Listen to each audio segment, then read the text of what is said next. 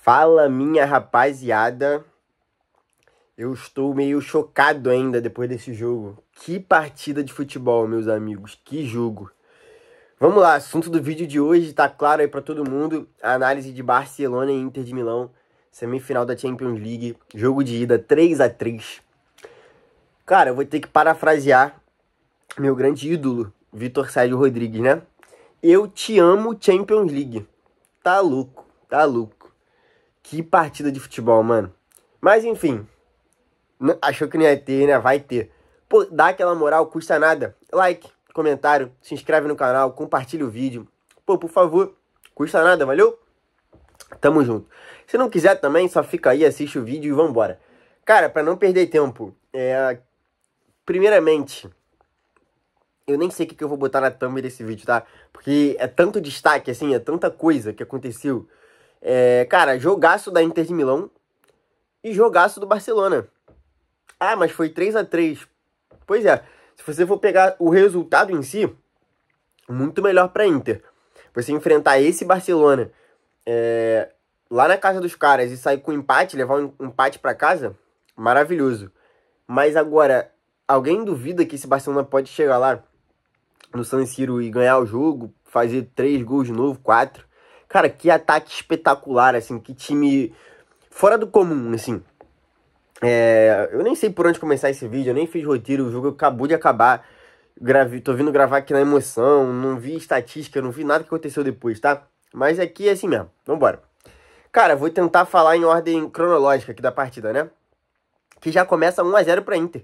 Primeiro ataque ali com 2 minutos de jogo, gol da Inter 1-0, gol do Thuram, golaço de letra. E aí, cara, é o cenário perfeito pra... Cara, mas pra Inter, mas a Inter é um time muito perigoso, assim, as pessoas falam muito isso. Eu já cheguei a falar isso aqui no canal também. Se eu não me engano, na prévia das quartas, ou na prévia... Acho que foi na prévia das quartas de final, quando eu dei meu palpite entre Inter e Bayern. Falei, cara, esse time da Inter é muito perigoso, é um time da Inter que sabe jogar de várias formas. E é isso, é um time que, do nada, o Barcelona tinha começado o jogo, já tomou 1-0, com 20 minutos estava 2-0. Muito parecido com o cenário que o Barcelona enfrentou na Copa do Rei, né? No primeiro jogo da Copa do Rei, contra o Atlético de Madrid. Foi até com menos, né? Contra o Atlético de Madrid, estava com 5 minutos e o Barcelona tomou 2 gols. É um Barcelona que demonstra muita fraqueza defensiva. É um time que tem mais de 3 gols por jogo, de média, ofensivo. Mas é um time também que toma muitos gols. Até nessa reta final de temporada, o Barcelona vem cansado. O time vem cansado, tanto mentalmente quanto fisicamente, que é absolutamente normal. Mas vem ganhando os jogos dele de 1-0 e tal, nos jogos menores, né? Mas é um time que faz e toma muitos gols. E quando não toma muitos gols, costuma sofrer demais, fica sempre muito no limite. É uma linha de impedimento muito bem feita. Mas não só isso. É um time que parece que o adversário leva constantes situações de perigo, ao passando de qualquer adversário, tá? Seja o Mallorca, seja o Getafe, seja o Real Madrid, seja o Atlético, enfim. Mas aí com 20 minutos estava 2-0 já pra Inter. E, cara, a partir daí, assim, é inacreditável o que é o Lamine Yamal. Gente, assim, é muito fora do comum mesmo, tá? Muito fora do comum. A gente tem que ter muito cuidado na hora de fazer comparações, porque costuma ser muito injusto, costuma virar meme, costuma não dar muito certo. Mas, cara, é muito complicado, assim, você ver o Yamal jogando, porque é algo que a gente não faltam palavras mesmo, tá? Pra mim, pelo menos. Assim, 17 anos, cara, recém-completados, né? Tem essa questão, são 17, ou não. Eu acho que ele completou 17 anos, recém-completados. Ele vai terminar a temporada ainda, ele vai começar a próxima temporada ainda menor de idade. É um cara que foi campeão da Eurocopa com a Espanha, jogando muito. É um cara que provavelmente foi campeão, né, da Copa do Rei do Barcelona, com o Barcelona jogando muito. Provavelmente, né, tudo indica aí, vai ser campeão de La Liga também jogando muito. E, cara, assim, se você parar pra ver o nível de jogo, a influência que o Yamal tem dentro das partidas, é muito bizarro. Porque ele tira um gol praticamente sozinho. Ali, o Barcelona tava perdendo o jogo por 2-0. Ele tira um gol absolutamente do nada, domina ali pela direita. Tira o Mkhitaryan como se fosse nada. Ele tá cercado por 4 jogadores da Inter, ele acha uma batida e faz o gol do nada. o Barcelona pressionando muito, mas é impressionante como dentro de campo os caras procuram o Yamal, assim. E depois de certo momento, era a marcação tripla em cima do Yamal. 3 jogadores. O Di Marco, o Mkhitaryan, que é o volante da Inter, vinha para fazer essa ajuda, mais o zagueiro pelo lado esquerdo, o Bastoni, na maioria das vezes. E assim, cara, é uma influência de jogo muito grande. E o gol, o segundo gol do Barcelona, o gol de empate, o gol do Ferran Torres, sai por isso, assim, porque o Yamal, ele atrai, mesmo quando a bola não está com ele atrai muito a atenção do marcador, ele consegue movimentar, é aquele tipo de jogador que você não consegue explicar o impacto que ele tem dentro de campo. Não adianta você só olhar gol, drible, tal, beleza, mas assim, são outras coisas. Inúmeras vezes o Yamal recebia essa bola com uma marcação tripla, e o Barcelona girava essa bola muito rápido para chegar até o outro lado, assim. Então é muito bizarro, gente, muito bizarro, muito bizarro. Faltam palavras mesmo, tá? É uma coisa muito fora do comum. E o gol sai depois de um cruzamento do Pedri, que é outro craque de bola. Meu Deus do céu, como joga a bola o Pedri. Para uma escorada pra mim, o melhor jogador do mundo na temporada, que é o Rafinha. E um gol do Ferran Torres, que chegou a 19 gols na temporada, sendo reserva. O Lewandowski tem quase 40 ou 40 gols. E o reserva dele tem 19 gols na temporada. Loucura, né? Enfim. Mais os gols do Yamal, mais os gols do Rafinha. Enfim. E mais o Dani Olmo, que vira e mexe tá marcando. É muito gol, gente. É muito gol que esse time do Barcelona tem. E aí sai o 2-2. E ali parecia que o Barcelona ia crescer no jogo. E realmente, tá? O Yamal bota uma bola na trave no primeiro tempo. Que é uma defesa do Sommer que muita gente nem viu na hora. O Barcelona continuou criando, e chutando, e finalizando, e rodando a área. E a Inter completamente sem saída. Não teve contra-ataque. A partir do 2-1, do 2-1, tá? Até um pouco antes. Depois que a Inter faz o segundo gol, o 2-0, não tem mais contra-ataque. É um monólogo do Barcelona, o jogo, até o fim do primeiro tempo. O Inzaghi estava desesperado, rezando pro juiz apitar para acabar o primeiro tempo e arrumar. E a Inter volta melhor pro segundo tempo, tá? Volta bem. Volta chegando. A Inter começa o segundo tempo da mesma maneira que começou o primeiro. Obviamente se defendendo, o Barcelona ia ter a bola por característica dos times, por estar jogando em casa, enfim, por precisar do resultado. E a Inter volta atacando o Barcelona. Volta espetando. Tem uma chegada de Marcos, se eu não me engano, a batida de uma bola que a Inter faz muito bem, né? Dos dois laterais que pisam dentro da área, a jogada que sai pela direita, passa por todo mundo dentro da área, o Di Marco finaliza do outro lado, jogando a bola por cima.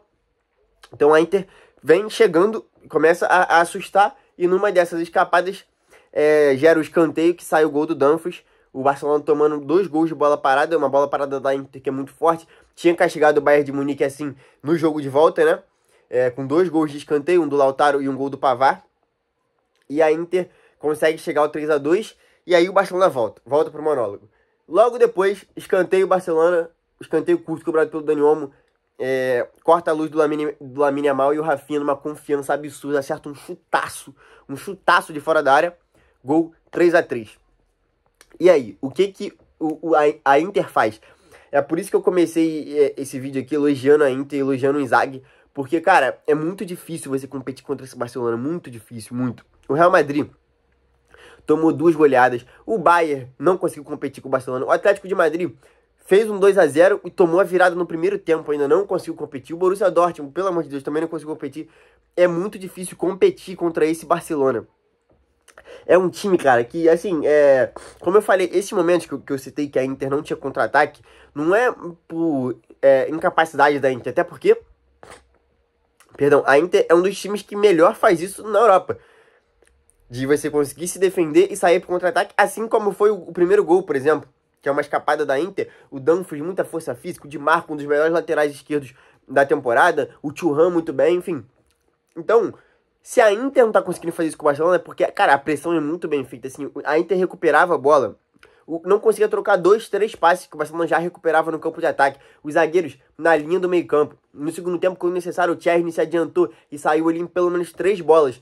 Que a Inter ia sair de cara pro gol, o Tchesney fez esse papel de líbero, que o Neuer fez durante muito tempo no Bayern, e conseguiu cortar. Então, assim, é tudo muito bem coordenado. A pressão é muito bem coordenada. É um timaço de bola esse Barcelona. E, cara, times assim são muito difíceis de competir. O que explica o cansaço físico desse time do Barcelona, que fez isso durante toda a temporada e agora não tem jeito, assim, porque é um nível de intensidade muito bizarro mesmo. e o Pedri tem um papel fundamental nisso. O Frank de Jong, controlando nessa pressão, também tem papel fundamental nisso. O Rafinha, que faz isso muito bem. O Lamine Yamal, no primeiro tempo, ele dá um carrinho numa saída de bola da Inter. Ele dá o carrinho, rouba a bola e o Barcelona termina finalizando a jogada do Lamine Yamal. Então, assim, todo mundo faz muito bem essa pressão, é muito bem coordenada. A Inter não conseguia sair porque o Barcelona não deixava, tá? E o Barcelona vai, empata o jogo e o que você faz, né, cara? Você aceita o empate, tenta se defender, mas quando a Inter tentou se defender sem ter saída para contra-ataque, não conseguiu no primeiro tempo, tomou os 2 gols, mas se você tentar também, eu vi na transmissão muita gente cobrando essa subida do Di Marco. Cara, como é que você vai subir, apoiar o ataque com um cara como o Lamine Yamal nas costas? Assim, é muito complicado. É muito difícil você marcar esse Barcelona, porque é um time que tem tudo muito bem. Então, depois do 3x3, cara, o Barcelona volta a ter mais controle da bola, ele fica tentando, chute de fora da área. O Yamal, cara, quando pega na bola é sensação de perigo o tempo inteiro. É o tempo todo sensação de perigo. Ele pode jogar pro fundo, ele pode cortar pra dentro, ele pode driblar, cruzar, enfim, inacreditável. Depois do 3x3, o jogo dá até deu uma esfriada do que no primeiro tempo, por exemplo. Mas, assim, os dois times muito claros o que queria fazer, sabe? É muito bom você ver um jogo de futebol assim, onde as duas equipes são tão bem treinadas que os caras sabem o que tem que fazer. Não precisa o técnico ficar falando e tal. E aí começam a vir as mexidas, né? E o Lautaro saiu no intervalo, saiu com uma lesão. O Koundé também saiu machucado. Teve mais alguém que... Não, né? O Dani Olmo saiu por opção mesmo, enfim. E aí, cara, vem o gol da Inter, que assim... Se é com o meu time, eu acho que eu infarto, tá? Bizarro. Que o impedimento semi-automático, uma escapada do Dumfries pela direita, que já tinha feito 2 gols na partida, sensação de perigo o tempo todo. Se o Di Marco não conseguia subir pelo lado esquerdo, o Dumfries subia o tempo inteiro pelo lado direito. Aproveitou muito bem essa linha de impedimento do Barcelona. Ele soube se portar muito bem, vindo de segunda linha, né? Então fica até mais fácil, muitas vezes partindo até antes do meio campo. Ele vira essa bola, tem 2 jogadores chegando, o Mkhitaryan faz o gol do outro lado, 4x3. Era 4x2, ou não? Não, era 4x3 mesmo. E aí, cara, o Bandeira levanta, né, marca o impedimento, e aí o VAR semi-automático mostra. Cara, bizarro. Tava o bico da chuteira. Não sei se eu vou conseguir botar, talvez eu bote aqui na thumb até. Tava o bico da chuteira do Mkhitaryan à frente do penúltimo defensor do Barcelona. Assim, uma crueldade bizarra. Mas é isso, é regra, tá na regra, a tecnologia tá aí pra ajudar. E é muito útil, tá? Esse impedimento semi-automático é realmente uma parada que me deixa muito impressionado. Porque, assim, a gente não sabe, né? Nem nunca vai saber, pelo visto, a confiabilidade disso. Mas parece ser muito preciso e muito perfeito e muito rápido também. Enfim, é uma tecnologia muito, muito boa. Das boas, tá? Que veio pra realmente mudar o futebol. Assim como a do reloginho do juiz também, que eu acho, assim, sensacional. Inacreditável. 15 anos depois da tecnologia ser inventada, a gente não tem isso no Brasil ainda. Mas, enfim. E o gol da Inter anulado. Depois o Barcelona chega, tem uma bola na trave do Lamine Yamal também, na forquilha lá no bico do travessão. Um chute de fora da área do Rafinha também, para uma boa defesa do Sommer. Mas a Inter também começou a assustar, acho que faltou um pouquinho de perna, normal, né? Faltou um pouquinho de perna pro Barcelona. Essa pressão não estava sendo mais tão bem feita como foi no primeiro tempo. A Inter conseguiu umas escapadas, teve uma batida do Barella por cima. Deixa eu ver se eu lembro de outro lance assim. Tem uma outra do Thuram, que ele sai cara a cara, finaliza. O Pau Cubarsí chega no carrinho travando, enfim. Mas, cara, que jogar esse futebol, como eu falei, é muito, muito bom, muito gostoso de você assistir uma partida onde as duas equipes estão muito conscientes do que estão fazendo. Palmas pro Inzaghi, tá? Por fazer um time tão bem competitivo. Pra mim, não tem dúvidas. Hoje, atualmente, é um dos melhores treinadores do mundo. A cada temporada ele vem provando isso. E assim, a Inter que tá atrás no campeonato italiano, né? Tá 3 pontos atrás do Napoli. Mas é uma Inter que a cada temporada vem melhorando o seu desempenho. Na temporada passada eu achava que era uma Inter até melhor do que essa. E melhor do que a da final da Champions, de 23, né? Contra o Manchester City. A Inter, pra mim, veio melhorando, tá? Mas na temporada passada eu achava um time melhor, mas que caiu muito cedo na Champions, nas oitavas ainda, pro Atlético de Madrid nos pênaltis. Mas essa Inter, cara, é uma Inter que a gente viu pouco eu já falei isso aqui no canal, mas eu tenho a impressão que a gente ainda não viu 100% dessa Inter, porque o Inzaghi roda muito o elenco, talvez por isso. Hoje, pra mim, é a escalação ideal da Inter, é essa que entrou em campo hoje, É porque eu não tenho essa estatística, mas se a gente botar na ponta do lápis, eu acho que a gente não viu 5 vezes esse time que jogou hoje jogar durante a temporada inteira, tá? Ou ele troca um dos atacantes, ou o Thuram ou o Lautaro descansa, ou algum meio-campista acaba descansando, entre Çalhanoğlu, Mkhitaryan e Barella, ou os alas acabam descansando, de Marco e Dumfries, enfim. O Darmian joga, o Carlos Augusto joga, o Taremi joga, o Correa, antes da lesão, tava jogando, o Fratesi costuma jogar. Então, assim, é uma Inter que roda muito o elenco. Agora, tá na vantagem, né?